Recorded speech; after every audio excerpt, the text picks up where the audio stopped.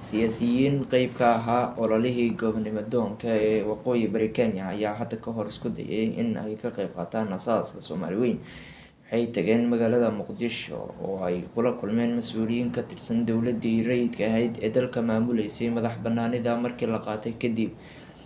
xubno ka socday xisbiga horumarinta dadka waqooyi bari Kenya ee NPPP ayaa bishii Sebtembar sanadkii 1961 Soomaaliya si ay ugala xaajoodaan israaca iyo ku biirista Soomaaliyada xorowday, sidoo BBC u sheegay Suldaan Deeqo Macalin Sambul oo ahaa xogayaha xisbigaasi kana mid ah xubnihii safarkaasi u baxay.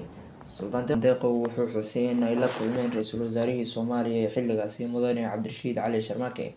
Waxay sidoo kale hortageen baarlamaanka Soomaaliya oo soo dhaweeyay aragtida ay meesha u tageen ee israaca Soomaaliyeed.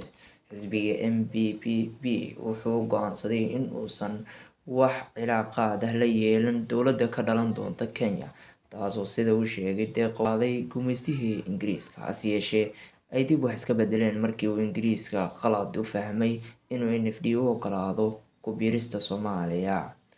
Suldaan Deeqo wuxuu sheegay in ay dib kasoo ifbaxeen ururo siyaasadeed oo Soomaali ah oo kasoo horjeestay in NFD ku biirto Soomaaliya, sidoo kale saameeyay doonistoodii awooddii dalka ka jirtay oo markaasi u diiday in ay la midoobaan Soomaali weyn.